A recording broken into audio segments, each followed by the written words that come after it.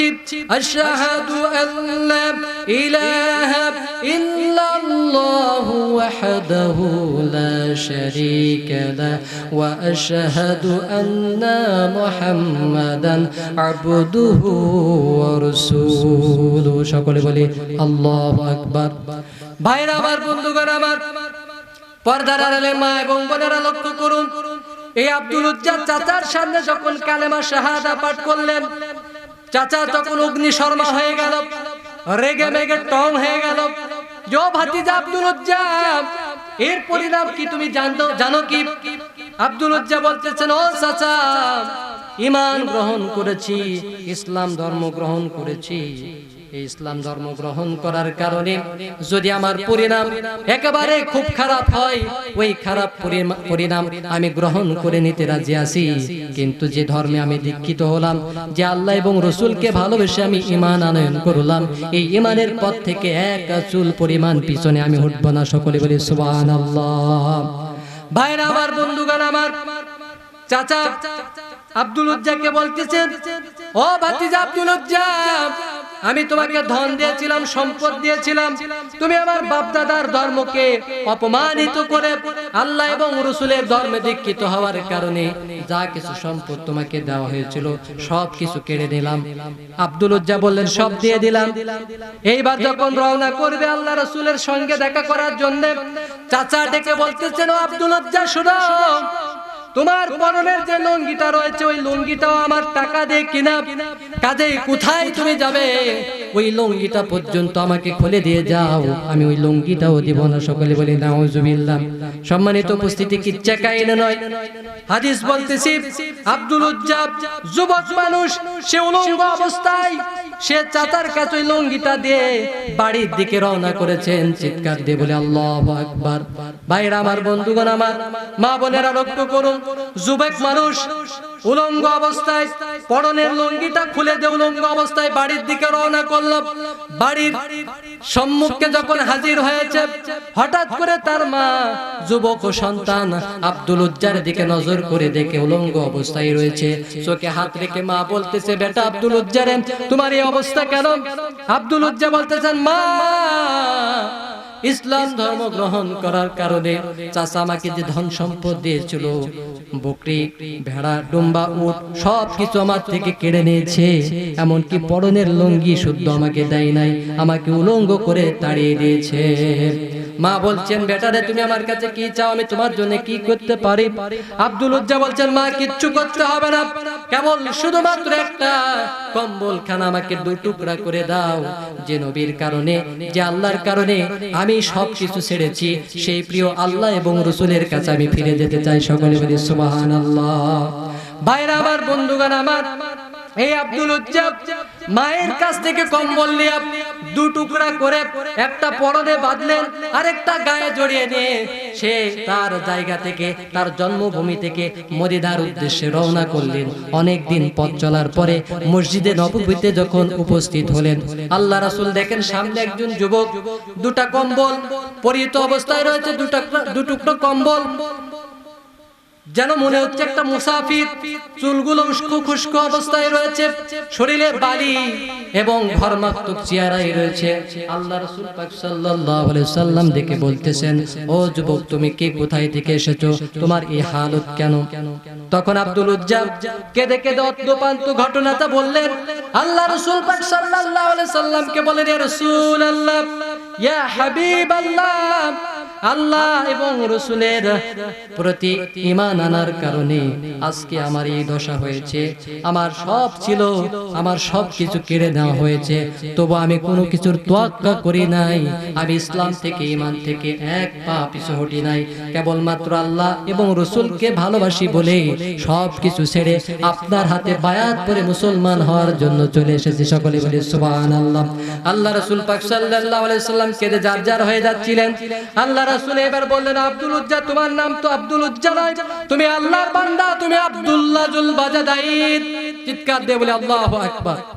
ভাইরা আমার, বন্ধুগণ আমার, আল্লাহ রাসূল পাক সাল্লাল্লাহু আলাইহি সাল্লাম এই আব্দুল উজ্জার নামকে পরিবর্তন করে ইসলামিক নাম দিয়ে দিলেন। তোমার নাম আব্দুল উজ্জা নয়, তোমার নাম হচ্ছে আব্দুল্লাহ জুল বাজাদাইন। ও আব্দুল্লাহ জুলবাদাদাইন, আমি তোমাকে এই মসজিদে নববীতে আহলে সুফফার নিকটে তোমাকে অর্পণ করলাম। আর আমার সাহাবীদেরকে বলে দিলাম, আমার সাহাবীরা রে, এই ব্যক্তি এই আব্দুল্লাহ সে ঈমান গ্রহণ করার কারণে সব কিছু হারিয়ে ফেলেছে, কাজেই তোমরা তাকে ঈমানের দার্স দিবা, কোরআনের দার্স দিবা। সে যদি কোরআনকে শিক্ষা করতে পারে সে সব কিছু আস্তে আস্তে ভুলে যাবে। সকলে বলি সুবহানাল্লাহ। ভাইরা আমার, বন্ধুগণ আমার,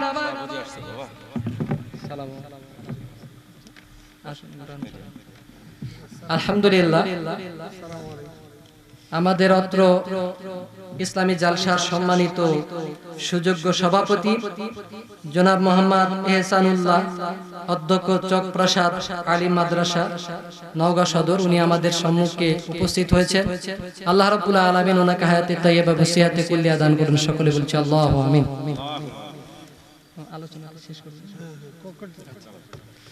সম্মানিত উপস্থিতি, আল্লাহ রাসূল আহলে সুফফার সাহাবাদেরকে বললেন, ও আমার সাহাবারা, এই আব্দুল উজ্জা, যার নাম আমি নতুন ভাবে ইসলামিক নাম দিলাম আব্দুল্লাহ, এই আব্দুল্লাহরে তোমরা কোরআন শিখাবা।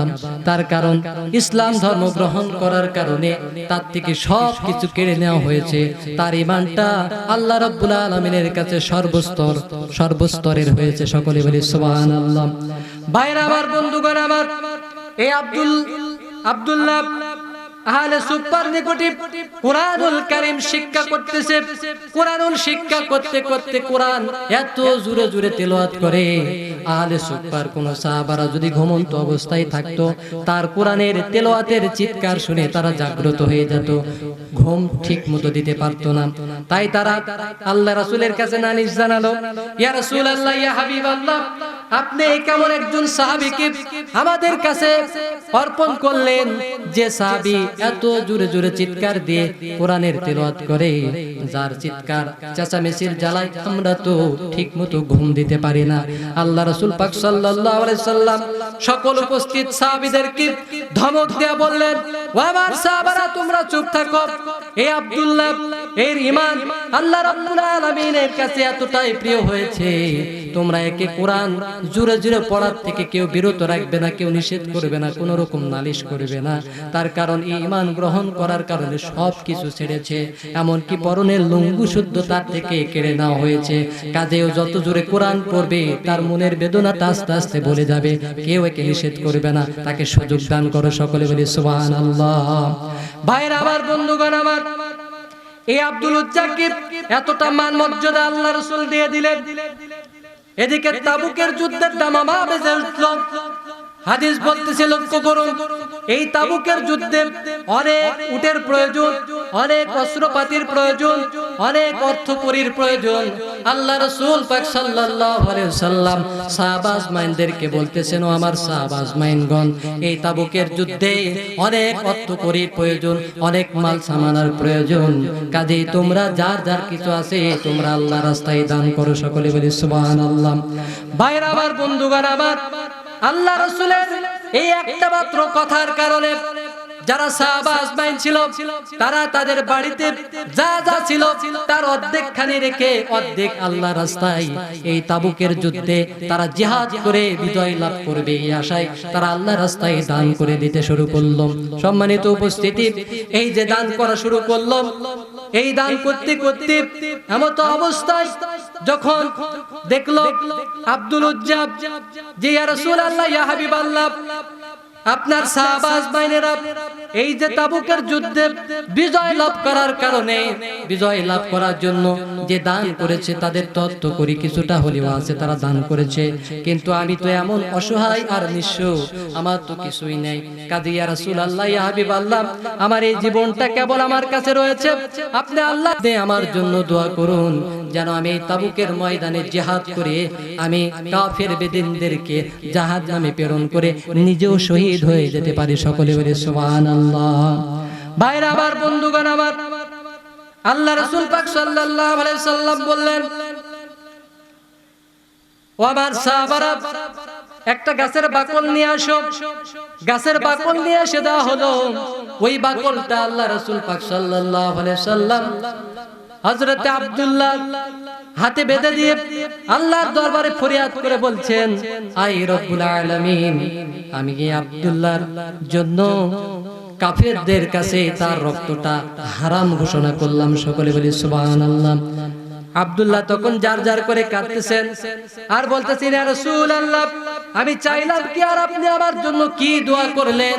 আমি চাইলাম জিহাদের ময়দানে শহীদ হয়ে যাওয়ার জন্য, আর আপনি কাফেরদের নিকট আমার রক্তটা হারাম ঘোষণা করলেন।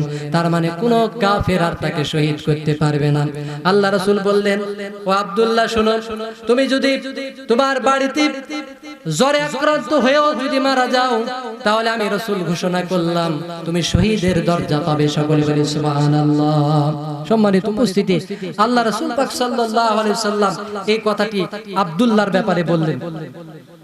আর এদিকে এই যে মাল সম্পদের স্তূপ হয়ে গেছে, এই স্তূপের ভিতরে বিভিন্ন সাহাবীরা দান করতে করতে বিশাল বড় স্তূপ তৈরি করে ফেলে দিয়েছেন। আল্লাহ রাসূল দেখতেছেন সব সাহাবীরা দান করতেছেন, কিন্তু আবু বকরকে তিনি দেখতে পেলেন না। আবু বকর রাদিয়াল্লাহু তাআলা আনহু একটা পিলারের সঙ্গে দণ্ডায়মান অবস্থায় রয়েছেন। আল্লাহ রাসূল পাক সাল্লাল্লাহু আলাইহি সাল্লাম তখন আবু বকরকে বলতেছেন, ও আবু বকর, সবাই তো দান করলো, কিন্তু তোমাকে তো দানের খাতায় আমি দেখতে পেলাম না, তুমি কেন ওই জায়গায় দাঁড়ানো অবস্থায় রয়েছো? হযরত আবু বকর মন খারাপ, চোখ দিয়ে পানি পড়তেছে। আল্লাহ রাসূল পাক সাল্লাল্লাহু আলাইহি সাল্লাম বলছেন আবু বকরকে, ও আবু বকর, তুমি কান্নাকাটি করছো কেন?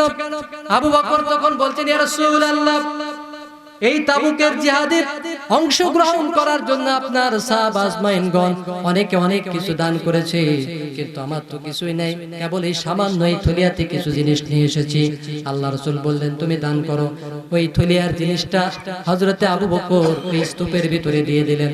আর আল্লাহ রাসূল পাক সাল্লাল্লাহু আলাইহি সাল্লাম তিনি তার অল্প এই দানটাকে সকল সাহাবাদের উপরে তিনি অগ্রাধিকার দিয়ে বললেন, আমার সাহাবারা, তোমরা আজকে যা দান করেছো, তোমাদের সকলের দানের চাইতে আমার এই আবু বকরের দানটা আল্লাহর কাছে প্রিয় হয়ে গেছে। সকলে বলি সুবহানাল্লাহ। অন্যান্য সাহাবারা আপত্তি আরজ করলো, ইয়া রাসূলুল্লাহ, আমরা এত দিলাম আর আবু বকর এত সামান্য দান করলো, কেন আবু বকরেরটা আল্লাহ রাব্বুল আলামিনের কাছে প্রিয় হলো? আমরা বুঝতে পারলাম না এর হাকিকাত। আল্লাহ রাসূল এইবার ওমরকে বলছেন, ওমর, তুমি কতটুকু দান করেছো? ওমর বলতেছেন, ইয়া রাসূলুল্লাহ, ইয়া হাবিবাল্লাহ, এই তাবুকের যুদ্ধে বিজয় লাভ করার জন্য আমি ওমর আমার বাড়ির সম্পত্তি যা কিছু রয়েছে তার অর্ধেক রেখে এসেছি, আর অর্ধেক এই তাবুকের যুদ্ধের জন্য ব্যয় করেছি। এই একই কথা অন্যান্য সাহাবারা বলল। এইবার সব শেষে আল্লাহ রাসূল পাক সাল্লাল্লাহু আলাইহি সাল্লাম আবু বকরকে বলতেছেন, ও আবু বকর, তুমি বাড়িতে কি রেখে এসেছো আর কি দান করেছো? হযরত আবু বকর সিদ্দিক রাদিয়াল্লাহু তাআলা আনহু তখন কান্নাকাটি করে বলছেন, ইয়া রাসূলুল্লাহ, ইয়া হাবিবাল্লাহ, জাগতিক সম্পত্তি বলতে যা কিছু বোঝায় সব কিছু আমি আল্লাহর রাসূলের পদতলে অর্পণ করেছি। আমার বাড়িতে শুধুমাত্র আল্লাহর রাসূলকে রেখে এসেছি, আর কিচ্ছু আমার বাড়িতে জমা করা নাই। সকলে বলি সুবহানাল্লাহ। হযরত আবু বকর এমন একটা কথা বলে মোহর মেরে দিয়েছেন, এই কথাকে ডেঙ্গে কিয়ামত অবধি আর কেউ দান করতে পারবে না। যার কারণে আবু বকরের দান সকলের দানের চাইতে সেরা দান হিসেবে আল্লাহর কাছে পরিগণিত হয়েছে। সকলে বলি সুবহানাল্লাহ। সম্মানিত উপস্থিতি, কাজেই দান যদি অল্প হয়, আল্লাহ রাব্বুল আলামিন ওই দানের বিনিময়ে বান্দাকে জান্নাতে একটা বালাখানা দান করবেন। সকলে বলি সুবহানাল্লাহ।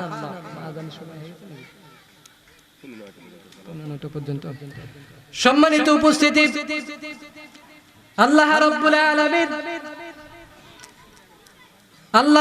আলামিন এভাবে করে তিনি এবং তার রাসূল দানের ব্যাপারে উৎসাহিত করতেছেন। তাই দানের জন্য আমাদেরকে উৎসাহিত হতে হবে। সম্মানিত উপস্থিতি, আজকে যে মাহফিল হচ্ছে, এই মাহফিলটা বিশেষ করে আল্লাহর ঘর মসজিদের উন্নতি কল্পে হচ্ছে। বিদায় এই মসজিদের উন্নতি কল্পে এই জালসার আয়োজন করা হয়েছে বলে আমি আপনাদের অন্তঃকরণের ভিতরে কোরআনুল কারীমের আয়াত এবং রাসূলের হাদিসের মাধ্যমে আপনাদের অন্তরে দানের ব্যাপারে উদ্বুদ্ধ করার চেষ্টা করছি। সম্মানিত উপস্থিতি, আল্লাহ রাব্বুল আলামিন বলছেন দানের ব্যাপারে, আবার আয়াত শুনি। আল্লাহ রাব্বুল আলামিন বলছেন, হা আনতুম হাউলাই تدعون لتنفقوا في سبيل الله فمنكم من يبخل ومن يبخل فإنما يبخل عن نفسه والله الغني وأنتم الفقراء وإن تتولوا يستبدل قوما غيركم ثم لا يكونوا أمثالكم আল্লাহ রাব্বুল আলামিন বলছেন তোমরা তো ওই সকল ব্যক্তিবর্গরা যাদেরকে আমি আল্লাহ রাব্বুল আলামিনের জন্য দান করার কথা যদি বলা হয় তাহলে তোমরা আমি আল্লাহ রাব্বুল আলামিনের পথে দান না করে পৃষ্ঠ প্রদর্শন করো। যদি তোমরা এমনটি করে এমনটি বকিলতা করো তাহলে এই বকিলতা তো তোমরা তোমাদের নফসের উপরেই করলে। তার কারণ বান্দা যদি দান করে নিজের আত্মাকে কিয়ামতের আযাব থেকে পরকালের আযাব থেকে রক্ষা করবে, আর যদি না করে নিজের নফসকে নিজে নিজেই আযাবের দিকে ঠেলে দিবে। তাই আল্লাহ রাব্বুল আলামিন বলছেন তোমরা যদি পৃষ্ঠ প্রদর্শন করো আর যদি দান করার থেকে বিরত থাকো তাহলে এই বখিলতা এই কৃপণতা তোমরা তো আমি আল্লাহ এবং রাসূলের সঙ্গে করলে না, বরং তোমরা তোমাদের নফসের সঙ্গেই তোমরা বখিলতা করলে। আল্লাহ রাব্বুল আলামিন বলছেন ওয়াল্লাহুল গানিয়্যু, আর আল্লাহ রাব্বুল আলামিন হচ্ছেন ধনী, ওয়া আনতুমুল ফুকারা, ও আমার বান্দারা তোমরা হচ্ছো ফকির। কাজে আমি আল্লাহ রাব্বুল আলামিন তোমাদেরকে দানের কথা যে বলতেছি, দান নিয়ে তো আমি খাবো না, আমার কোনো দানের প্রয়োজন নেই, বরং দানটা তোমাদের নফসকে বাঁচানোর জন্যই তোমাদের প্রয়োজন। কাজে আমি আল্লাহ রাব্বুল আলামিন আমার ধন ভান্ডারের কোনো অভাব নেই, আমি আল্লাহ হচ্ছি জ্ঞানী অর্থাৎ ধনী, আর তোমরাই হচ্ছো ফকির। কথা বলেন ঠিক কিনা? কাজেই তোমরা তোমাদের নফসকে বাঁচানোর জন্য আমি আল্লাহ রাব্বুল আলামিনের পথে দান করো। আমার ভাইরা, আল্লাহ রাব্বুল আলামিন এখানে আরেকটি মারাত্মক কথা বলেছেন। আল্লাহ রাব্বুল আলামিন বলছেন ওয়া ইন তাতাওয়াল্লাউ ইয়াস্তাবদিল কওমান গায়রাকুম সুম্মা লা ইয়াকুনু আমসালাকুম। আল্লাহ রাব্বুল আলামিন বলছেন আর যদি তোমরা আমি আল্লাহর রাস্তায় ব্যয় না করো, দান না করো, তাহলে তোমাদের পরিবর্তে আমি এমন একটা জাতি আমি আল্লাহ রাব্বুল আলামিন আবার পয়দা করব যারা তোমাদের মতো হবে না, বরং তারা দানকারী হবে। সকলে বলি সুবহানাল্লাহ।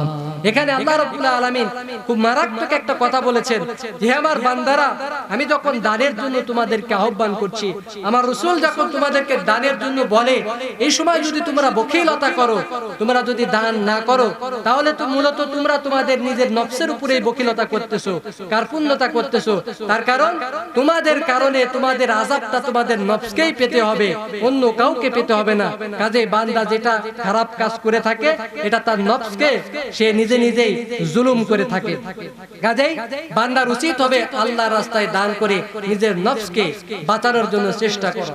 তারপরে আল্লাহ রাব্বুল আলামিন বলছেন যদি তোমরা এত কিছু জানার পরেও আমি আল্লাহর রাস্তায় ব্যয় করার থেকে বিরত থাকো, তাহলে তোমাদের পরিবর্তে এমন একটা জাতি আমি পয়দা করব, তারা তোমাদের মতো হবে না, বরং তারা আমি আল্লাহ রাব্বুল আলামিনকে মান্যকারী বান্দা হবে। তাদেরকে যখনই দানের জন্য আহ্বান করা হবে তখনই করবে। সকলে বলে সুবহানাল্লাহ। এটা আমাদের জন্য অপমানজনক একটা কথা। যদি আমরা দান না করি তাহলে আমাদের এই জায়গায় আবার এমন একটা জাতি পয়দা করা হবে, তারা আমাদের মতো বখিল আর হবে না, তারা হবে আল্লাহ প্রিয়, তারা হবে আল্লাহ ভক্ত, রাসূল ভক্ত। সকলে বলে সুবহানাল্লাহ।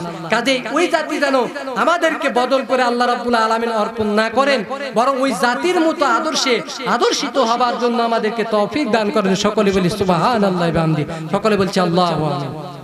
সম্মানিত উপস্থিতি, আল্লাহ রাসূল পাক সাল্লাল্লাহু আলাইহি সাল্লামের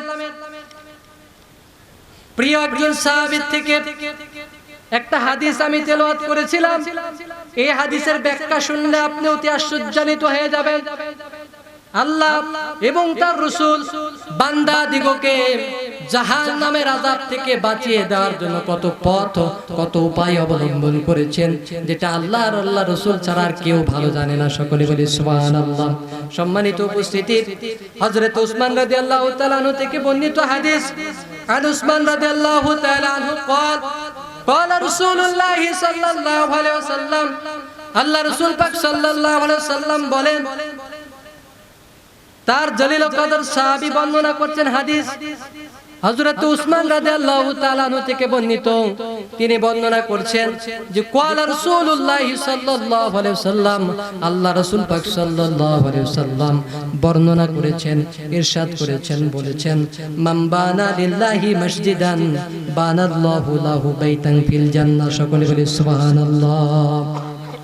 আল্লাহ রাসূল পাক সাল্লাল্লাহু আলাইহি ওয়াসাল্লাম বলছেন, যারা কিনা কোন ব্যক্তি, এই ব্যক্তি হতে পারে একজন পুরুষ কিংবা নারী, পুরুষ কিংবা নারী যে হোক না কেন, কোন ব্যক্তি যদি আল্লাহর ঘর মসজিদ নির্মাণের জন্য যারা অর্থ করে ব্যয় করে মসজিদ নির্মাণ করবে, আল্লাহর ঘর মসজিদ যদি আল্লাহর জন্য মসজিদ নির্মাণ করা হয়, আল্লাহ রাব্বুল আলামিনের প্রিয় হাবিব এই হাদিসের ভিতরে বলছেন, বানাল্লাহু লাহু বাইতান ফিল জান্নাহ, আল্লাহ রাব্বুল আলামিন ওই সকল বান্দা বান্দীদের জন্য জান্নাতের ভিতরে বালাখানা নির্মাণ করবেন। সকলে বলি সুবহানাল্লাহ। কি ফজিলতপূর্ণ হাদিস! আল্লাহ রাসূল বলছেন, কোন ব্যক্তিবর্গ যদি আল্লাহর ঘর অর্থাৎ আল্লাহর জন্য যদি মসজিদ নির্মাণ করা হয়, কোন ব্যক্তিবর্গ যদি করে, তাহলে বানাল্লাহু লাহু বাইতান ফিল জান্নাহ, আল্লাহ ওই সকল বান্দার বান্দীদের জন্য জান্নাতের ভিতরে বালাখানা নির্মাণ করবেন। এটা চারটিখানি কথা নয়। সম্মানিত উপস্থিতি, এর ব্যাখ্যায় শরহে মিসকাতুল মাসাবি এর ভিতরে একটা ব্যাখ্যা পেলাম, অতি আশ্চর্যজনক একটা ব্যাখ্যা, যে আল্লাহ রাসূল পাক সাল্লাল্লাহু আলাইহি ওয়াসাল্লাম বলছেন যে মান বানাল্লাহু মসজিদান ওয়ালাউ কা মাফহাসি কাতাতিল লিবাইদিহা। আল্লাহ রাসূল বলছেন যে কাতাত নামক একটা পাখি রয়েছে, এই কাতাত নামক পাখিটা হচ্ছে, যেমন আমরা আগে কিন্তু এখন তো সাঙ্গাই করা হয় অধিকাংশ পটল, কথা বলেন ঠিক কিনা, পটল বলেন, তারপরে করলা বলেন, এগুলো চাঙ্গাই করা হচ্ছে, কিন্তু আজ থেকে 10-15-20 বছর আগে বিশেষ করে মাটিতে খড় দিয়ে বিছিয়ে দিয়ে লাড়া দিয়ে তার উপরে এগুলো করা হতো, কথা বলেন ঠিক কিনা। তো ওই জমিতে আমরা অনেক সময় লক্ষ্য করে দেখেছি, পটলের জমিনে যে ছোট একটা টুনটুনি পাখি জাতীয় একটা পাখি দেখবেন, সামান্য আপনি যদি জমিনে পদাঘাত করেন গোড়ালি দিয়ে, আপনার গোড়ালি যতদূর পর্যন্ত বসে যায় ঠিক ওই পরিমাণ পর্যন্ত, পরিমাপ পর্যন্ত ওই বাসা, ওই পাখি ডিম পাড়ার জন্য ওই পাখিটা নির্মাণ করে থাকে। তো আল্লাহ রাসূল পাক সাল্লাল্লাহু আলাইহি ওয়াসাল্লাম বলছেন যে মান বানা লিল্লাহি মসজিদান ওয়ালাউ কা মাফহাসি কাতাতিন লিবাইদিহা, এই যে কাতাত নামক এই ছোট পাখি তার ডিম পাড়ার জন্য যে ছোট্ট একটা বাসা নির্মাণ করলো, এই বাসাতে তো একজন মানুষের পাও সেখানে ঢুকবে না, ধরবে না, এত ছোট একটা বাসা নির্মাণ করে এই কাতাত নামক পাখি। তো এই কাতাত নামক পাখির বাসা সমতুল্য যদি, সমপরিমাণ যদি আপনার দানে, আপনার অর্থ খরচে, আপনার দান সাদাকায় যদি মসজিদ ঘরের কোনো একটা অংশ যদি হয়ে যায়, এই কাতাত পাখির বাসা যতটুকু, এতটুকু অংশ যদি আপনার অর্থের কারণে হয়ে যায়, তাহলে আল্লাহ রাসূল পাক সাল্লাল্লাহু আলাইহি সাল্লাম বলছেন যে বানাল্লাহু লাহু বাইতান ফিল জান্নাহ, আল্লাহ রাব্বুল আলামিন যে বললেন যে আল্লাহ বানাবেন ওই সকল বান্দার বান্দীদের জন্য জান্নাতের ভিতরে বালাখানা, যারা কিনা আল্লাহর জন্য ঘর নির্মাণ করে। তো যারা দানকারীদের ভিতরে এই কাতাত নামক পাখির বাসার সমতুল্য যদি তার সামান্য দানের কারণেও একটা জায়গা যদি নির্মাণ হয়ে যায় মসজিদের, তাহলেও আল্লাহ রাব্বুল আলামিন ওই বান্দা আর বান্দীদের জন্য জান্নাতের ভিতরে একেবারে বালাখানা নির্মাণ করে দিবেন। সকলে বলে সুবহানাল্লাহ। তাহলে এটা কত বড় একটা ফজিলতপূর্ণ হাদিস! আপনার দানে যদি মসজিদের সামান্যতম অংশ হয়ে যায়, ওই সামান্যতম অংশের কারণেও যে আপনাকে ফজিলত থেকে অনেক দূরে রাখবেন আল্লাহ, তা নয়, বরং ওইটুকু জায়গার কারণেও আল্লাহ রাব্বুল আলামিন, জান্নাত তো আছে, ওই জান্নাতের ভিতরে আবার আপনার জন্য এক্সেস বালাখানা নির্মাণ করে দিবেন। সকলে বলে সুবহানাল্লাহ। ভাইরা আমার, অথচ আজ আমরা দান করার থেকে অনেকেই বেখেয়াল রয়ে থাকি, আমরা অনেকে গাফেল হয়ে যাই। কাজে আমরা চেষ্টা করব আল্লাহর রাস্তায় মসজিদ, মাদ্রাসা, যেগুলো ইসলামিক প্রতিষ্ঠান, যেগুলো ধর্মকে প্রচার করার জন্য, ধর্মকে বুলন্দ করার জন্য চেষ্টায় নিয়োজিত থাকে, এই সমস্ত প্রতিষ্ঠানে আল্লাহ রাব্বুল আলামিন যেন আমাদেরকে বিশেষ করে আমাদেরকে যত সামান্য কিঞ্চিত হলেও দানে শরীক হবার জন্য তৌফিক দান করেন। সকলে বলছে আল্লাহ। সম্মানিত উপস্থিতি, তাহলে আমরা অবশ্যই আল্লাহর পথে দান করব। যত সামান্য হলেও আমরা কোনো সময় মনে করব না যে অনেক অনেক অনেক দিল, আমি এত সামান্য দিলে মানুষ কি বলবে, এমনটি কোনো সময় ভাববেন না। বরং আপনার এই দানটাই আবু বকরের দানের তুল্য হয়ে যেতে পারে। সকলে বলি সুবহানাল্লাহ। ভাইরা আমার, বন্ধুগণ আমার, আল্লাহ রাসূল পাক সাল্লাল্লাহু আলাইহি সাল্লামের আরেকজন সাহাবী হযরত আবু হুরায়রা রাদিয়াল্লাহু তাআলা থেকে বর্ণিত, রিয়াজুস সালিহিন মুসলিম শরীফের ভিতরে হাদিসটা এসেছে। আল্লাহ রাসূল পাক সাল্লাল্লাহু আলাইহি সাল্লামের একজন কোন বুজুর্গ ব্যক্তি কে যেন মেঘের ভিতরে এভাবে করে আওয়াজ তুলে বলতেছেন, অমুক বান্দার জমিনে, ও মেঘ তুমি সেখানে গিয়ে পানি বর্ষণ করো। তার মাটি একেবারে খড়ায় গিয়েছে, তার মাটিটা মৃত্যুবরণ করেছে, মাটি মরে গেছে, মাটিতে রস নেই, কাজেই তার জমিনে পানির দরকার। ও মেঘ রে, আমি আল্লাহ রাব্বুল আলামিন তোমাকে হুকুম জারি করতেছি, তার জমিনে গিয়ে সেখানে পানি বর্ষণ করো। সকলে বলে সুবহানাল্লাহ। এই যে মেঘকে এই ঘোষণা করেছেন, এই ঘোষণাটা আল্লাহর এই বুজুর্গ ব্যক্তি তিনি দুনিয়ার জমিন থেকে শুনতে পেয়েছেন। শুনতে পেয়ে যে মেঘকে অর্ডার করা হয়েছে, ওই মেঘ ওই ব্যক্তির জমিনের দিকে আস্তে আস্তে চলে যাচ্ছে। ওই মেঘকে কেন্দ্র করে, ওই মেঘের অনুসরণ করে আল্লাহর এই বুজুর্গ ব্যক্তি মেঘের পিছু পিছু হাঁটা শুরু করলো। ওই মেঘটা দেখে এক জায়গায় গিয়ে স্থির হয়ে গেল, আর মুষলধারায় আল্লাহর হুকুমে পানি বর্ষণ করা শুরু করে দিল। দেখে আল্লাহর এই বুজুর্গ ব্যক্তি যেখানে পানি বর্ষণ হয়েছে, ওইখানটায় পানি একটা জায়গায় জমা হয়ে গেছে। ওই জমাকৃত জায়গা থেকে আল্লাহর এক বান্দা সেখানে ড্রেন করে তার জমিনের দিকে পানিটা নিচ্ছে। সকলে বলে সুবহানাল্লাহ। আল্লাহর এই বুজুর্গ ব্যক্তি তখন বলতেছে, ও ব্যক্তি তোমার নামটা কি? তখন এই ব্যক্তি হঠাৎ করে একজন ব্যক্তি তাকে নাম জিজ্ঞাসা করেছেন। আর মানুষের স্বভাব সুলভ আচরণ ভদ্রতা হচ্ছে, কেউ যদি নাম জিজ্ঞাসা করে নাম বলা না বলা, নাম বলতে হবে। তাই ওই ব্যক্তিটা যে কিনা কোদাল দিয়ে ওই যেখানে পানি জমেছিল ওই জায়গা থেকে পানি নালা কেটে নিজের জমিনের দিকে ঢোকাচ্ছে, ওই ব্যক্তি তখন ওই বুজুর্গ ব্যক্তিকে বলতেছে, আল্লাহর বান্দা, আমি জানি না আপনি কে, আপনি যখন আমাকে নাম জিজ্ঞাসা করলেন, কাজেই আমার এখন উচিত আপনাকে আমার নাম বলা। সঙ্গে সঙ্গে নামটা বললেন। ভাইরা আমার, লক্ষ্য করবেন, যখন এই ব্যক্তি নামটা বলল, নাম বলার কারণে সঙ্গে সঙ্গে এই আল্লাহর বুজুর্গ ব্যক্তি তিনি আল্লাহর প্রশংসা, আল্লাহর শুকরিয়া আদায় করলেন আর বললেন, ও ভাই তুমি কি জানো আমি কেন তোমার নাম জিজ্ঞাসা করেছি? ওই ব্যক্তি বলতেছে, না ভাই আমি জানি না। তখন এই বুজুর্গ ব্যক্তি বলতেছে, আমি তোমার নাম, আসমানে তোমার নামটা উচ্চারণ করা হয়েছিল, তোমার নাম আর আসমানে যে নাম উচ্চারণ করা হয়েছে ওই নামের সঙ্গে একাকার হয়ে গেছে। সকলে বলি সুবহানাল্লাহ। যে তোমার নামটাই আসমানে কে জানো আল্লাহ রাব্বুল আলামিনের পক্ষ থেকে আহ্বান করে বলতেছে, অমুক বান্দার জমিনে পানি নাই, সেখানে ও মেঘ তুমি সেখানে গিয়ে পানি বর্ষণ করো। কাজেই ও ভাই, আমি তোমাকে জিজ্ঞাসা করি, কি এমন আমল করো যার কারণে তোমার ফসলি জমিতে পানি নেই, পানির প্রয়োজন? আল্লাহ মেঘকে অর্ডার করে তোমার জমিনে পানি বর্ষণ করার জন্য ব্যবস্থা করতেছে। তুমি কতটা মুত্তাকি আর পরহেজগার হলে এমনটা হয়, আমি একটু জানতে চাই তুমি কি এমন আমল করো? সঙ্গে সঙ্গে ব্যক্তি বলতেছে, ও আল্লাহর বান্দা, তুমি যখন জিজ্ঞাসা করলে, কাজে এখন আমি বলি, এই যে আমি যে ফসলি জমিতে ফসল উৎপন্ন করি, এই ফসল উৎপন্ন করার সঙ্গে সঙ্গে যখন আমি ফসলটা কেটে বাড়িতে নিয়ে যাই, বাড়িতে নিয়ে যেয়ে আমি ফসলকে 3 ভাগে বিভক্ত করি। সকলে বলি সুবহানাল্লাহ। 3 ভাগের 1 ভাগ আমি আমার বাড়িতে খাবারের জন্য রেখে দিই, আর এক ভাগ জমিতে আবার খরচ করার জন্য রেখে দিই, আর তৃতীয় ভাগটা আমি আল্লাহর রাস্তায় ফকির মিসকিন অসহায় বিভিন্ন ভালো ভালো কাজে আমি ব্যয় করি। সকলে বলি সুবহানাল্লাহ। হয়তোবা এই একটি আমলের কারণেই আমার যখন পানির প্রয়োজন হয় তখন আল্লাহ রাব্বুল আলামিন আমাকে হয়তো পানি দিয়ে থাকেন। সকলে বলি সুবহানাল্লাহ। এই বুজুর্গ ব্যক্তি তিনি আর বুঝতে দেরি করলেন না, তিনি বলতেছেন ভাই ঠিক ঠিক তোমার এই কথাই ঠিক। তার কারণ হলো আল্লাহ তোমার একটা ভালো কাজের জন্যই খুশি হয়ে তোমাকে তোমার জমিনের যখন যত রকম বিপদ আপদ আসে ওই বিপদ থেকে উদ্ধার করতো আসমান থেকে পানি দিয়ে তোমাকে সাহায্য করে। সকলে বলে সুবহানাল্লাহ। ভাইরা আমার এই হাদিসটা কেন বললাম?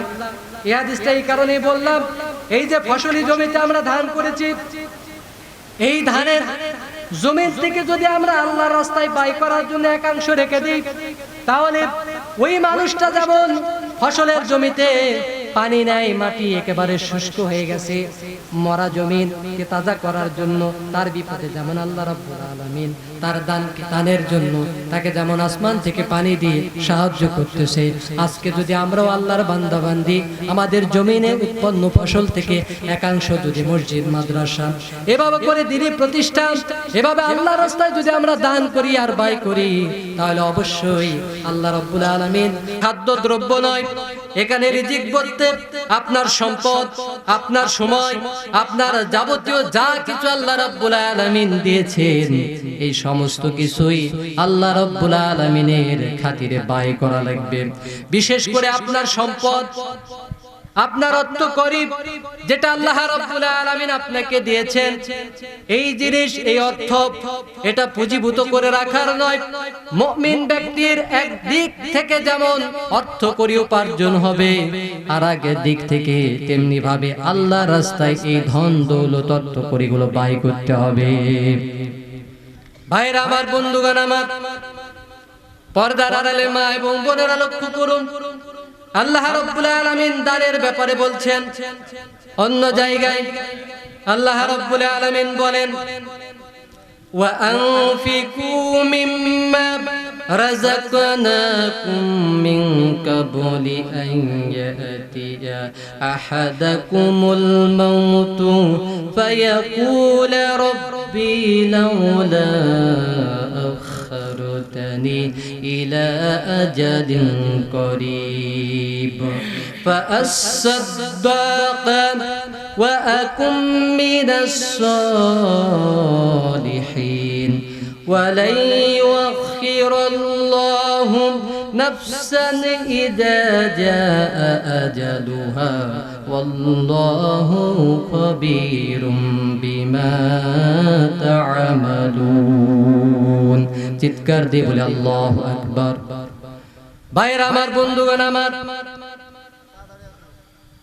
আল্লাহ রাব্বুল আলামিন সূরা মুনাফিকুনের 10 থেকে 11 নম্বর আয়াত কারিমার ভিতর বলছেন ওয়া আনফিকু মিম্মা রাযাকনাকুম, আর তোমরা ব্যয় করো, আর তোমরা খরচ করো যে রিজিক আমি আল্লাহ রাব্বুল আলামিন তোমাদেরকে দিয়েছি, যে রিজিক তোমাদেরকে দিয়েছি তার থেকে আল্লাহ রাব্বুল আলামিন বলছেন মিন ক্বাবলি আন ইয়াতিয়া আহাদাকুমুল মাউত, তোমাদের মৃত্যু আসার পূর্বেই তোমরা আমি আল্লাহ রাব্বুল আলামিন যেই ধন সম্পদ দিয়েছি তার থেকে ব্যয় করো, নচেত তোমরা যখন তোমাদের মাথার নিকটে মালাকুল মউত চলে আসবে, নিদান কাল উপস্থিত হয়ে যাবে, তার মানে মৃত্যু যখন সমুপস্থিত হয়ে যাবে তখন হয়তোবা তোমাদের মধ্য থেকে তোমরা বলবে ফায়াকুলা রাব্বি লাউলা আখারতানি ইলা আজালিন করিব।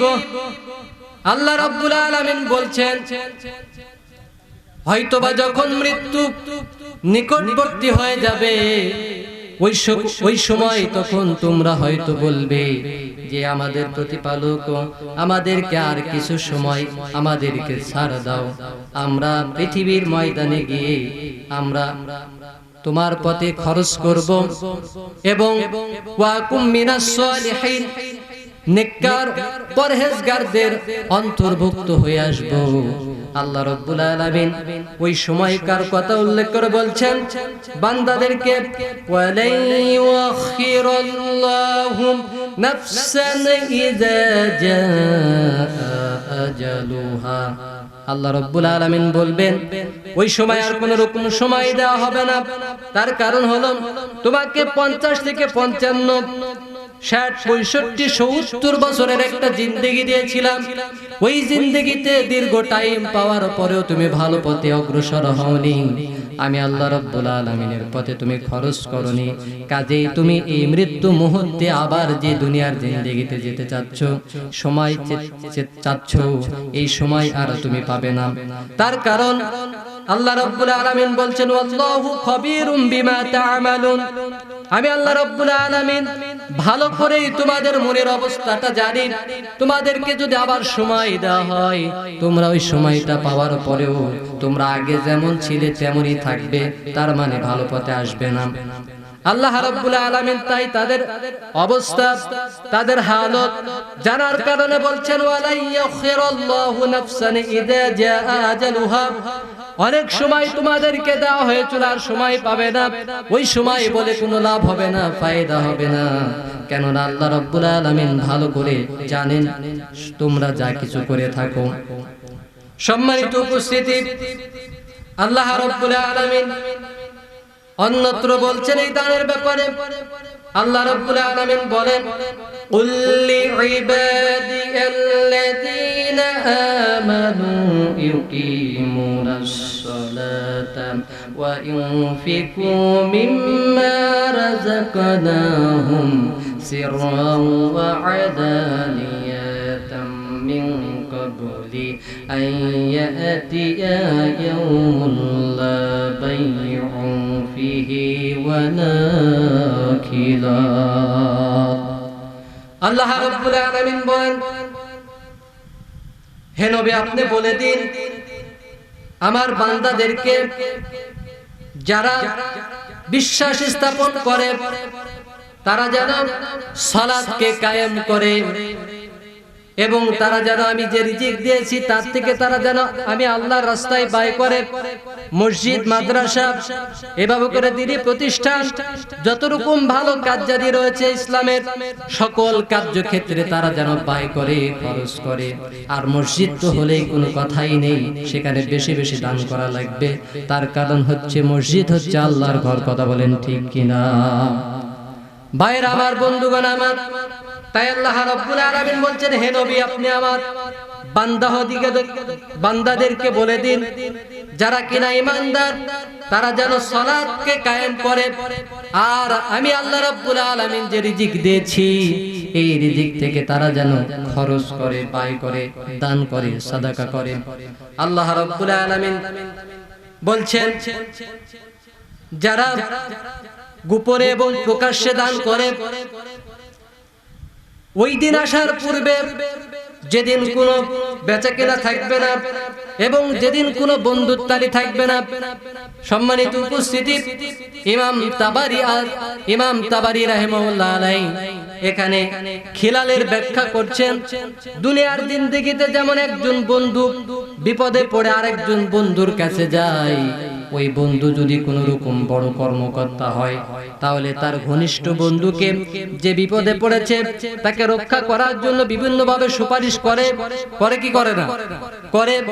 ওই সুপারিশের কারণে দুনিয়ার জিন্দেগিতে অনেক বন্ধু বিপদে পড়ার পরেও একজন উচ্চ কর্মপদস্থ বন্ধুর সুপারিশের কারণে বেঁচে যায়। কিন্তু কিয়ামতের ময়দান এত কঠিন, ওই কিয়ামতের ময়দানে ওই দিন কোনো বন্ধুর বন্ধুত্বালি চলবে না, কারো সুপারিশ আল্লাহ রাব্বুল আলামিন গ্রহণ করবেন না। কিয়ামতের ওই কঠিন দিবস আসার পূর্বেই আল্লাহ রাব্বুল আলামিন তাই বলছেন, যেদিন কোনো বেচাকেনা থাকবে না, যেদিন কোনো বন্ধুর সুপারিশে আরেকজন বন্ধু বাঁচতে পারবে না, ওই দিন আসার পূর্বেই ও আমার বান্দারা তোমরা আমি আল্লাহ রাব্বুল আলামিনের পথে খরচ করো। কেননা আল্লাহ রাসূল পাক সাল্লাল্লাহু আলাইহি ওয়াসাল্লাম বলেছেন, আস-সাদাকাতু তুরাদ্দুল বালা, সাদাকা দান এগুলো বান্দা যত রকম বালা মুসিবত রয়েছে এই দানের বদৌলতে আল্লাহ রাব্বুল আলামিন বান্দার থেকে বালা মুসিবত গুলো কাটিয়ে দেন। সকলে বলি সুবহানাল্লাহ। ভাইরা আমার, বন্ধুগণ আমার, এই দানের ফজিলতের ব্যাপারে আল্লাহ রাব্বুল আলামিন কত গুরুত্ব দিয়ে কথা বলছেন। এই দানের বিষয়ে ফজিলতপূর্ণ একটি কথা আল্লাহ রাব্বুল আলামিন সূরা বাকারার 261 নম্বর আয়াতে কারিমার ভিতরে বলেন, আল্লাহ রাব্বুল আলামিন বলেন, মাতালুল লাযীনা ইউনফিকুনা আমওয়ালাহুম ফি সাবিলিল্লাহি কামাসালি হাব্বাতিন ইউদাইফু লিমান ইয়াশা ওয়াল্লাহু ওয়াসিউন আলীম। চিৎকার দিয়ে বলেন আল্লাহু আকবার। একটু জোরে চিৎকার দেন, নারায়ে তাকবীর। ঘরে বাইরে জালো লিল্লাহে তাকবীর। বাইরে আবার বন্ধুগণ আবার, দানের ব্যাপারে আল্লাহ রাব্বুল আলামিন কত সুন্দর ফজিলতপূর্ণ কথা বলছেন কোরআনুল কারীমের ভিতরে। বান্দাদের দানকে আল্লাহ রাব্বুল আলামিন উপমা দিচ্ছেন, মিসাল দিচ্ছেন, এক্সাম্পল দিচ্ছেন। আল্লাহ রাব্বুল আলামিন বলছেন, মাতালুল লাযীনা ইউনফিকুনা ফি সাবিলিল্লাহ। আল্লাহ রাব্বুল আলামিন বলছেন, যারা কিনা আমি আল্লাহ রাব্বুল আলামিনের পথে ব্যয় করে, যারা ধন সম্পত্তি অর্থ করে ব্যয় করে, তাদের ওই দানটা কামাসালি হাব্বা। আল্লাহ রাব্বুল আলামিন ওই দানকে একটি শস্য দানার সাথে তুলনা করেছেন, উপমা দিয়েছেন। আল্লাহ রাব্বুল আলামিন বলছেন যে বান্দাদের দান, যারা কিনা আমি আল্লাহ রাব্বুল আলামিনের পথে খরচ করে ব্যয় করে, তাদের ওই দানটা একটা শস্য দানার মতো। চিৎকার দিয়ে বলি সুবহানাল্লাহ। মনে করে একটা ধানের বীজ দানার মতো। আল্লাহ রাব্বুল আলামিন বলছেন, আমবাতাত সাবআ সানাবিলা ফি কুল্লি সুমবুলাতিন মিআতু হাব্বা। বান্দাদের দানকে আল্লাহ রাব্বুল আলামিন একটা বীজ দানার সাথে তুলনা করে বলছেন, ওই দানাটা মাটিতে রোপণ বা বপন করা হলো, আর ওই বীজ থেকে একটা গাছ উৎপন্ন হলো, আর ওই গাছ থেকে 60টি শীষে উৎপন্ন হলো, জন্মগ্রহণ করলো, আর প্রত্যেক 60টি শীষে 100টি করে দানা জন্মগ্রহণ করলো। সকলে বলি সুবহানাল্লাহ। আল্লাহ রাব্বুল আলামিন তাই বলছেন, ও আমার বান্দারা, তোমরা যারা আমি আল্লাহ রাব্বুল আলামিনের পথে খরচ করবে, ব্যয় করবে, তোমাদের দান তো শুধুমাত্র একটা সাধারণ দান নয়, তোমাদের দানটা একটা বীজ দানার মতো। একটা বীজ থেকে যেমন একটা গাছ অঙ্কুরোদ্গমন হচ্ছে, আর ওই গাছ থেকে আবার 60টি ছড়া শীষ, আর প্রত্যেকটা শীষে 100টি করে দানা, তার মানে 700টি দানার মতো সওয়াব তোমাদেরকে আল্লাহ রাব্বুল আলামিন দিচ্ছেন। সকলে বলি সুবহানাল্লাহ। একটি বীজ দানা, তার থেকে একটি গাছ, তারপরে 60টি ছড়া, আর প্রত্যেক ছড়াতে 100টি করে দানা। সকলে বলি সুবহানাল্লাহ। শুধু তাই নয়, আল্লাহ রাব্বুল আলামিন বলছেন, ওয়াল্লাহু ইউদাইফু লিমান ইয়াশা। আল্লাহ রাব্বুল আলামিন যাকে ভালোবাসবেন, যাকে পছন্দ করবেন, তাকে আল্লাহ ইচ্ছে করলে আরো বাড়িয়ে দিবেন। সকলে বলি সুবহানাল্লাহ। আল্লাহ রাব্বুল আলামিন বলেন, ওয়াল্লাহু ওয়াসিউন আলীম। আর আল্লাহ রাব্বুল আলামিন সুবিশাল, সুপ্রশস্ত এবং মহাজ্ঞানী। তার মানে আল্লাহ রাব্বুল আলামিন বান্দাদের 1 টাকার বিনিময়ে যদি হাজার হাজার কোটি কোটি সওয়াব দিয়ে দেয়, বেশি বেশি সওয়াব দিয়ে দেয়, আল্লাহ রাব্বুল আলামিনের ভান্ডারে কোনো অভাব পড়বে না। সকলে বলি সুবহানাল্লাহ। আমার ভাইয়েরা, বন্ধুগণ আমার, লক্ষ্য করুন, এই যে দানের ব্যাপারে আল্লাহ রাব্বুল আলামিন এত কথা বললেন। আরো আয়াত ছিল, আমি ছোট করছি ঘটনা, আমার আলোচনাগুলো ছোট করে নিচ্ছি। আল্লাহ রাব্বুল আলামিন দানের ব্যাপারে এত আলোচনা করার পরে এইবার বান্দাদের দানটা কেমন আল্লাহ রাব্বুল আলামিন গ্রহণ করবেন, তার একটা ধারা, তার একটা নীতি আল্লাহ রাব্বুল আলামিন পবিত্র কালামে পাকের ভিতরে দিক নির্দেশনা দিয়ে দিচ্ছেন। আল্লাহ রাব্বুল আলামিন তিনি জানেন বান্দাদের, তাদের মনের খাসলত, তাদের স্বভাব চরিত্র। তার কারণ হলো আমাদের ভিতরে অনেকেরই একটা বদ অভ্যাস আছে, আমাদের অর্থ করি যেটা অত্যন্ত দুর্বল সিরা ফাটা, সেগুলো আল্লাহর রাস্তায় দান করার জন্য বেশি আমরা সুযোগ খুঁজি। ভালো ভালো জিনিসগুলো দিতে চাই না, মসজিদ মাদ্রাসায় ভালো ভালো জিনিস দিতে আমরা চাই না। কাজে আল্লাহ রাব্বুল আলামিন বান্দাদের স্বভাব চরিত্র সম্পর্কে জানেন, তাই আগেই আল্লাহ রাব্বুল আলামিন মোহর মেরে দিতেছেন, ও বান্দারা তোমরা প্রকৃতপক্ষে কল্যাণ হাসিল করতে পারবে না যতক্ষণ পর্যন্ত না আল্লাহর দরবারে আল্লাহর রাস্তায় তোমরা তোমাদের ভালো বস্তু দান না করবে। সকলে বলি সুবহানাল্লাহ। তাই সম্মানিত ভাইরা আমার, আল্লাহ রাব্বুল আলামিন বলছেন, লান তানালুল বিররা হাত্তা তুনফিকু মিম্মা তুহিব্বুন। আল্লাহ রাব্বুল আলামিন বলছেন, তোমরা ততক্ষণ পর্যন্ত আল্লাহর ভালাই অর্জন করতে পারবে না, প্রকৃত কল্যাণ হাসিল করতে পারবে না যতক্ষণ পর্যন্ত মিম্মা তুহিব্বুন, তোমাদের যেটা পছন্দসই, যেটা তোমরা ভালোবাসো, এমন জিনিস আল্লাহর রাস্তায় যদি তোমরা খরচ না করো, তাহলে ততক্ষণ পর্যন্ত আল্লাহর প্রকৃত কল্যাণ তোমরা হাসিল করতে পারবে না। তাহলে এই আয়াত থেকে আমরা কি শিক্ষা পেলাম? এই আয়াত থেকে আমরা শিক্ষা পেলাম, আল্লাহর রাস্তায় যেটা দিব, গরিব মিসকিন অসহায় ফকির মসজিদ মাদ্রাসা ইত্যাদি যত রকম দানের ক্ষেত্র বিশেষ রয়েছে, এগুলোতে যখনই কোনো কিছু আমরা দান করব, সেটা আমাদের টাকা হোক, ধান হোক, আমাদের চাল হোক, যাবতীয় জিনিস যেগুলো সম্পদ হিসেবে আল্লাহ রাব্বুল আলামিন আমাদেরকে দান করেছেন, সেটা আমি আপনি যেটা পছন্দ করি সেটাই আল্লাহর রাস্তায় দিতে হবে। যদি দিতে না পারি, তাহলে আল্লাহর প্রকৃত কল্যাণ আমরা হাসিল করতে পারবো না। তার কারণ আল্লাহর কুরআন এখানে দলিল পেশ করছে যে লান তানালুল বিররা হাত্তা তুনফিকু মিম্মা তুহিব্বুন। ও আমার বান্দারা, তোমরা ততক্ষণ পর্যন্ত তোমাদের রব, তোমাদের আল্লাহর প্রকৃত যে কল্যাণ সেটা হাসিল করতে পারবে না যতক্ষণ না তোমাদের প্রিয় বস্তু আল্লাহর রাস্তায় খরচ না করবে। সকলে বলে সুবহানাল্লাহ। তাহলে ভালো ভালো জিনিস আল্লাহর রাস্তায় ব্যয় করতে হবে। ভাইরা আমার, বন্ধুগণ আমার, আল্লাহ রাব্বুল আলামিন এই দানের ব্যাপারে তিনি আরেকটি নীতি দিচ্ছেন। আমরা অনেকে মনে করতে পারি আল্লাহ রাব্বুল আলামিন যাদেরকে সম্পদ দিয়েছেন, যারা ধনবান, সমাজে যারা বড় লোক, তারাই শুধুমাত্র দান করবে, এমনটি ভাবা যাবে না। বরং সর্বস্তরের মানুষকেই আল্লাহর রাস্তায় ব্যয় করতে হবে। এমনকি যারা ফকির মিসকিন অসহায় হতদরিদ্র, মানুষের দরজায় দরজায় গিয়ে ভিক্ষা জানচা করে খায়, তাদেরকেও আল্লাহর রাস্তায় ব্যয় করা লাগবে। সকলে বলি আল্লাহু আকবার। ভাইরা আমার, বন্ধুগণ আমার, তাই আল্লাহ রাব্বুল আলামিন বলেন, আল্লাযীনা ইউনফিকুনা ফিস সাররাই ওয়াদ-দাররাই ওয়াল কাযিমিনা ওয়াইযা ওয়াল আফিনা আনিন নাস ওয়াল্লাহু ইউহিব্বুল মুহসিনিন। আল্লাহ রাব্বুল আলামিন বলেন, যারা খরচ করে আল্লাহর রাস্তায় সচ্ছল এবং অসচ্ছল দুনো অবস্থায়, ওয়াল কাযিমিনাল গায়যা, আর যারা রাগকে সংবরণ করে, ওয়াল আফিনা আনিন নাস, আর যারা মানুষকে ক্ষমা করার গুণ অর্জন করে।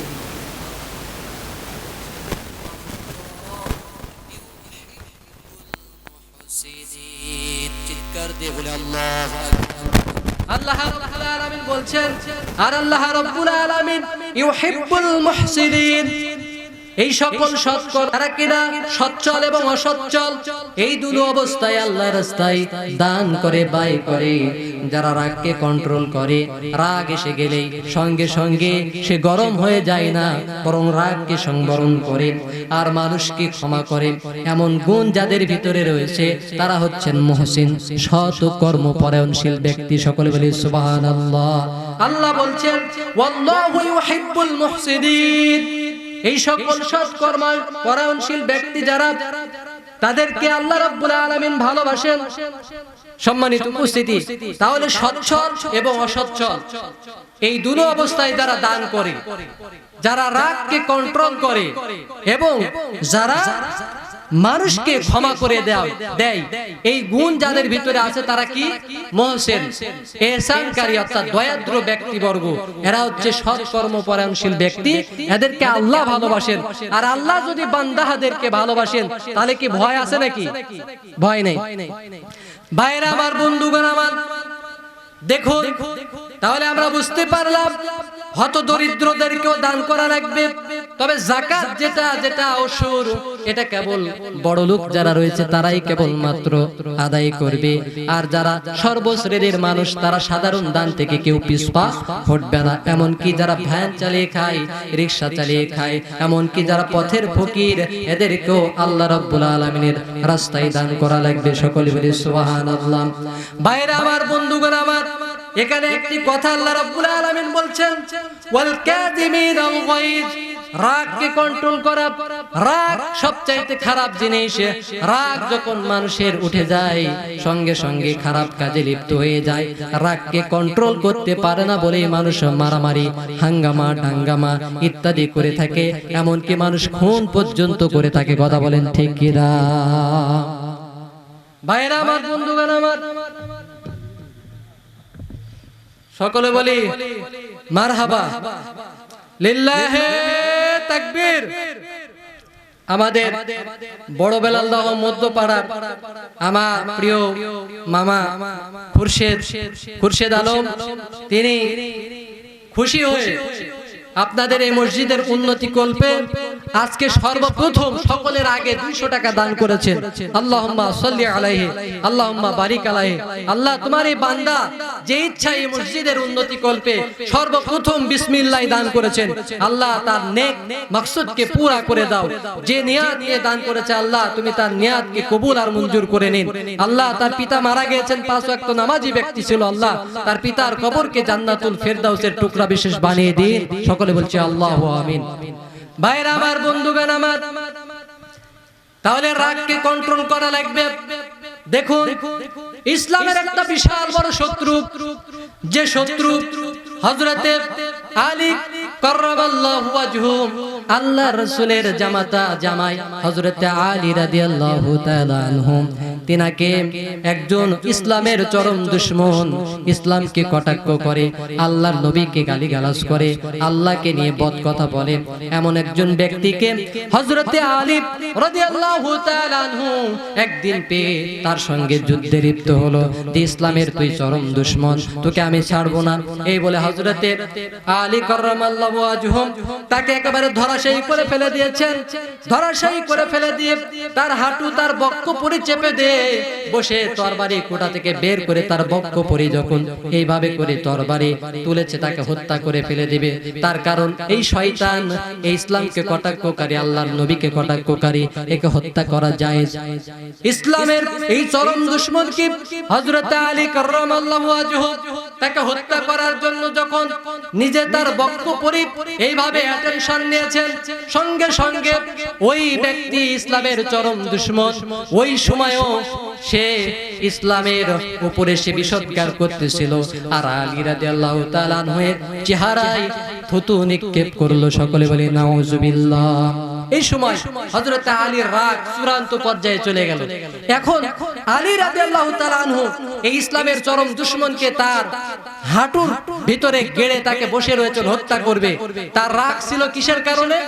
ইসলামের বিরুদ্ধে এই ব্যক্তি কথা বলে, রাসূলের বিরুদ্ধে কথা বলে, আল্লাহর সঙ্গে রাসূলের সঙ্গে যুদ্ধ ঘোষণা করেছে, যার কারণে তাকে হত্যা করা জায়েজ। ইসলামকে রক্ষা করার জন্য, ইসলামের যে কালিমার পতাকা তাকে বুলন্দ করার জন্য আলী রাদিয়াল্লাহু তাআলা আনহু এই নিয়াত নিয়ে এই ইসলামের চরম দুশমনকে হত্যা করার জন্য তার বুকের উপরে বসা অবস্থায় ছিল।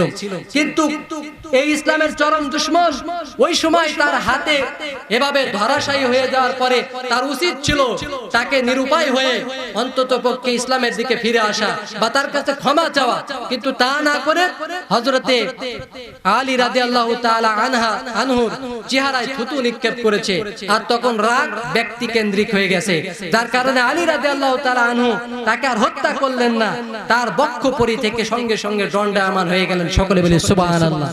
সম্মানিত উপস্থিতি, আলী রাদিয়াল্লাহু তাআলা আনহু যখন ওই সময় তাকে হত্যা করে ফেল দিত, তাহলে কিয়ামতের ময়দানে যদি আল্লাহ বলতো তুমি তো আল্লাহ এবং রাসূলকে ভালোবাসার উদ্দেশ্যে তাকে হত্যা করো নাই, বরং তোমার চেহারায় সে থুতু নিক্ষেপ করেছিল, যার কারণে রাগটা বেশি হয়ে যাওয়ার কারণে তোমার নিজের অপমানকে সহ্য করতে না পেরে তাকে তুমি হত্যা করে ফেলে দিয়েছো, কাজেই তোমার এই বীরত্ব আমি আল্লাহ রাব্বুল আলামিন কবুল করলাম না।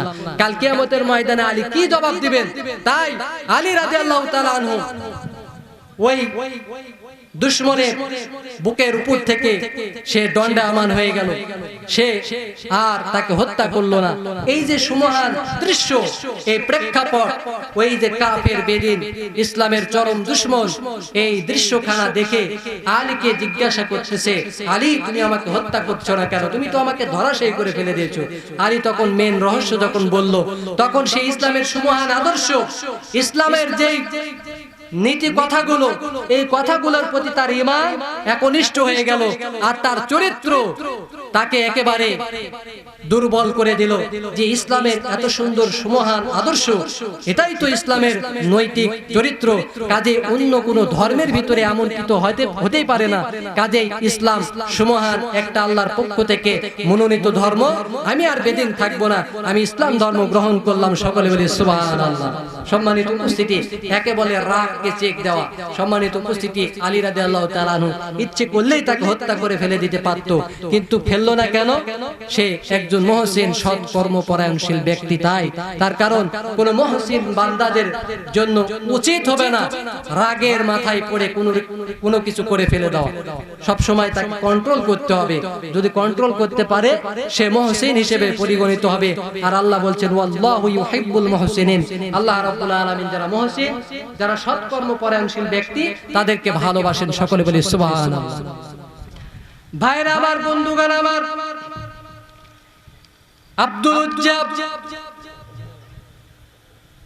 আব্দুল উজ্জা চাচার বাড়িতে লালিত পালিত হচ্ছেন।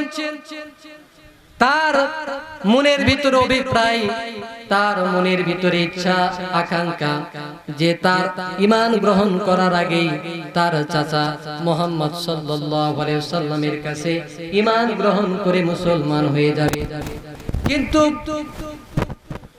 অনেক দিন অপেক্ষা করার পরে আব্দুল উজ্জা দেখল তার চাচা ইসলাম ধর্ম গ্রহণ করে না। তাই নিরুপায় হয়ে যখন তিনি দেখতে পেলেন বিশ্বনবী মুহাম্মদুর রাসূলুল্লাহ সাল্লাল্লাহু আলাইহি ওয়াসাল্লাম তিনি মক্কা থেকে কাফির বেদিনদের অত্যাচারে, নির্যাতনে জর্জরিত হয়ে নব মুসলিম যারা রয়েছেন তাদেরকে নিয়ে মক্কা নিজের মাতৃভূমি ছেড়ে তিনি মদিনায় হিজরত করছেন। এমত অবস্থায় এই ঘটনা যখন আব্দুল উজ্জার নিকটে চলে আসলো, সে জানতে পারলো, তখন আর সে সহ্য করতে পারলো না। হায়রে দিনের নবী, তিনি অত্যাচারে জর্জরিত হয়ে নিজের মাতৃভূমি ছেড়ে মদিনায় রওনা করেছেন, অথচ আমি ভেবেছিলাম যে আমার চাচা আগে ইসলাম ধর্ম গ্রহণ করবে তার হাতে হাত রেখে, আর তার দেখা দেখে আমি ইসলাম ধর্ম গ্রহণ করব। কিন্তু তা হলো না। আল্লাহ রাসূল তো মদিনায় রওনা করেছেন। তাই আব্দুল উজ্জা চাচাকে বলছেন, ও আমার চাচা জান, মুহাম্মদ সাল্লাল্লাহু আলাইহি ওয়াসাল্লাম সম্পর্কে আপনার ধারণা কি? আপনার ধ্যান ধারণাটা কি? চাচা বলছেন, ও আমার ভাতিজা, আমি মুহাম্মদকে খুব ভালো মানুষ রূপে জানি। চাচার মনের ভাবাবেগ তিনি গ্রহণ করে আব্দুল উজ্জা তখন বলছেন, ও চাচা জান, আপনি যেহেতু জানেন মুহাম্মাদের মতো একজন আদর্শ ব্যক্তি এ পর্যন্ত আর আমরা কোনো সময় দেখি নাই, তার মতো সত্যবাদী আর কেউ নাই, তিনি একজন ভালো মানুষ। কাজে চাচা জান, আপনি কি তার প্রতি ঈমান গ্রহণ করবেন? চাচা তখন যেন আকাশ থেকে পড়ল, বলতেছে, ও আব্দুল উজ্জা, না না, কোশ্চিন কালেও নয়। মুহাম্মদ তো আমাদের বাপদাদার ধর্মে আঘাত হাননকারী ব্যক্তি, সে তো আমাদের বাপদাদার ধর্মে আঘাত হেনেছে। কাজে বাপদাদার ধর্ম পরিত্যাগ করে মুহাম্মাদের আল্লাহ এবং তার প্রতি ঈমান আনতে পারবো না। এই কথাটি যখন চাচা আব্দুল উজ্জাকে বলে দিলেন। আব্দুল উজ্জা তখন বলছেন, ও চাচা জান, আমি ভেবেছিলাম আপনি আগে ইসলাম ধর্ম গ্রহণ করবেন, তারপরে আমি ইসলাম ধর্ম গ্রহণ করব, কিন্তু যখন আপনি সরাসরি বলে দিলেন আমার সম্মুখে আপনি কঠিন কালেও ধর্ম ত্যাগ করে মুহাম্মাদের আনিত ধর্ম ইসলাম ধর্ম সত্য ধর্মের প্রতি আপনি যেমন ঈমান গ্রহণ করবেন না, এই কথাটি যখন আমাকে বলে দিলেন, আমি আপনার সামনে এখনই আপনার সামনে শাহাদা কালেমা পাঠ করতেছি, আমি আর ঠিক থাকতে পারছি